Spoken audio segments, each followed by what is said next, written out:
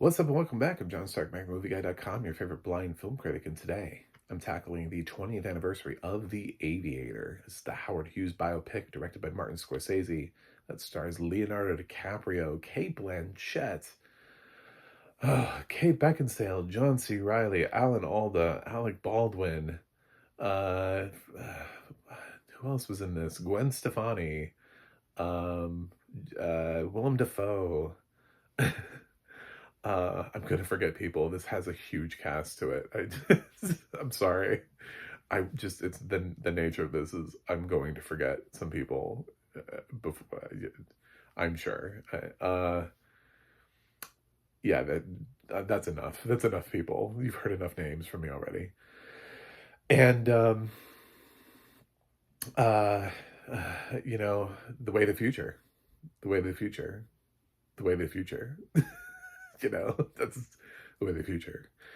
Um, this is a complicated movie for me to talk about on its 20th anniversary, especially it's a complicated movie having watched it again.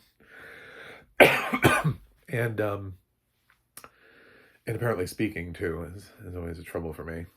Uh, but it's so okay, so I'll admit to this. So the first time I saw The Aviator, I fell asleep. And this movie, basically, I think every time I've seen this movie, I always fall asleep. So, however, I've come to appreciate it the more I watch it for being the film that it is. But for some reason, this is like movie ambient for me. So I can never really fully say, oh my God, The Aviator is the best movie ever because there's something about it. I truly believe every time I own this on DVD. It's not that I think it's a bad movie, but it's not even the longest movie I've ever seen. I've already seen The Brutalist this year. Like I did not fall asleep in The Brutalist. So it is something about pacing. It's something about the length. There's something about The Aviator that has made me fall asleep every single I fell asleep this time. I did for like at least 15 minutes. I dozed. I don't think I've ever seen this movie and not at least dozed through part of it. But my first time I was working in movie theaters and I was screening it, and I remember waking up in the theater and being like, "Oh my God," because like the movie was over. I was like, "I hope all the reels played through okay." I didn't want to like admit that that I fell asleep in The Aviator because we used to have to screen movies after closing, so it was like at midnight, and so I was like watching this 3 hour biopic that started at like 12 something at night and 1 in the morning after having worked a shift. I think so. I was like, no. But then I found out after that I've seen this. This is, I think, my fourth or fifth time watching The Aviator because it's like I do like it, and DiCaprio is clearly doing a great job here. There's a lot to like here. I don't know if this is like the Oscar that I want for Kate Blanchett when I look at her, like the totality of her career. I don't hate the win, but it's like one of those things where you could go back in time and be like, okay, so who really in 2004, like who ends up really delivering what is their career best performance, like the performance they recognize for. The problem with Blanchett is that she goes on to deliver like 20 other performances after this that are all at least on the same level, if not better. So she's continued to top herself. It's like looking at early wins for Meryl Streep and be like, okay, so she's really good. I don't know, pick out one of her earlier films and looking at Deer Hunter and Kramer versus Kramer, and you're like, okay. But then as you build her work out from there, um, once you become sort of like a a big fan and see all of the things that she's done, do you still put those performances on top? And that's the thing about The Aviator is I don't think it's my favorite Kate Blanchett performance, but looking at it in 2004, it's hard to be mad at the Academy. It's hard to be mad at the Academy for DiCaprio too. I mean, like if he had won for that, he's fantastic here. But looking at all of DiCaprio's work, if he was a two-time Oscar winner, and I could choose, I don't know that I would pick Aviator um, to give him an Oscar for. So uh, this is also one of those films too that it's funny. Look at the cast and look at everybody who's checking off their I worked with Scorsese list. Much the same way Jonah Hill for people who don't know, it's funny that DiCaprio didn't take the pay cut. That's what's always funny to me about the Wolf of Wall Street story is that DiCaprio made sure he got paid, but Jonah Hill had to take a giant pay cut to work with Martin Scorsese. I think he got $20,000 for doing Wolf of Wall Street, and like meanwhile, DiCaprio was like 10 billion. So, um, like, come on. But Jonah did get the Oscar nomination, so I don't think he begrudges that at all in terms of performances. He wanted to work with Scorsese, but he shouldn't have had to take that big of a pay cut in order to do so while his co-star is earning bank. Um, so there's something to that. It kind of makes me wonder in The Aviator, how much did DiCaprio earn versus his co-stars who were all pretty well known? Like, we knew who these people were back then. They had already been in things. You know, by this point, John C. Reilly had already done Chicago. Um, Kate Beckinsale had already been in Underworld. You know, I mean, these people, they weren't made through this film. Obviously, Willem Dafoe had been in things before. Alan Alda had been in, I shouldn't have to explain those people.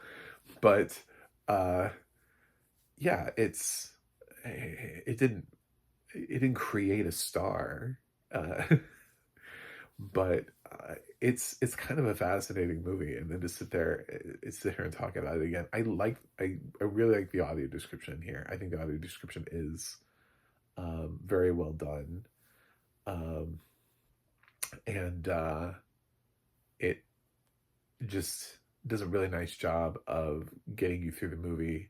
I'm saying that, you know, with full admittance that I did fall asleep again, but like I said, then I would never be able to review this movie. I've never been able to stay awake through the not quite 3 hour runtime of The Aviator. So, yeah, I don't know what it is. But I felt like sharing that story with you that I've never been able to stay awake during this movie, but I also don't hate it. I'm not mad at it, but it's that thing that makes me keep it at arm's length. You know what I'm saying? That says it can't be Scorsese's best. It can't be DiCaprio's best. It can't be those things because there's something here. There's an intangibility that no matter what age I've been, what situation I've watched it under, what time of day I've watched it under, it always never fails to put me to sleep. I should use this at night when I'm like, as an insomniac or something, I'm like, I can't go to sleep. Oh, I should put on The Aviator. I'm starting to realize that because after watching it again, I'm like, God, I think every single time I've watched this, because I sort of remember the last time I saw this was not too long ago. It was like 6 or 7 years ago, something like that. It was maybe slightly before my losing my sight, and fell asleep. Saw on the couch, fell asleep. So yeah, I've seen longer movies and I don't fall asleep, so it's not length. But I look at the story, I'm like, well, what would I take out? I'm like, I don't know that I would take out anything. There are parts of the film that certainly work more for me than others. Um, and I don't know, I don't know. I don't know what it is. And I can't put a finger on it. On where for me I would say the strongest part for me is obviously like the third act of the film, like when he starts sort of really going unhinged.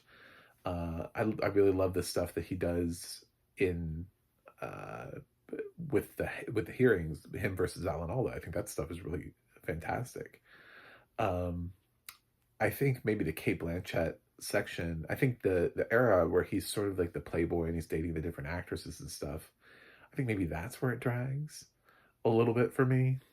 That's gonna hear where I fell asleep. This time, I don't remember where it was last time, but um, yeah, it's it's certainly an interesting experience that I keep having with The Aviator. This is a relationship that I have with The Aviator. So happy 20th Aviator. Um, and yeah, when I rewrite the Oscars and I don't know. It's like I see that there's strong direction here from Scorsese. I see the fantastic performance by DiCaprio. I just don't know where I'm going to put this in terms of 2004. But um, in case you're wondering why I'm not just lauding praise on this, by the way, it doesn't have like the highest Metacritic score. So I noticed that critics in general, this is not revered as being Scorsese's best either. So I don't feel completely unjustified. But I have to recognize the fact that whatever it is, the intangibility of it, there's something about this movie, even though I've seen longer films, that put me to sleep. And for that, I'm gonna give The Aviator a B plus. I can't go to an A. I recognize the craft is there. I recognize the acting is here. Like everything shows up, but there's something that every single time in the pacing, in the editing, in the length, whatever it is, it's not the longest movie I've seen. It's not the slowest movie I've seen, but there's something there that gets me every time and just knocks me out. I have the weirdest relationship with this movie, and I'm so happy I got to share that with you. So, thank you for watching. Thanks for subscribing, and I'll see you guys on the other side.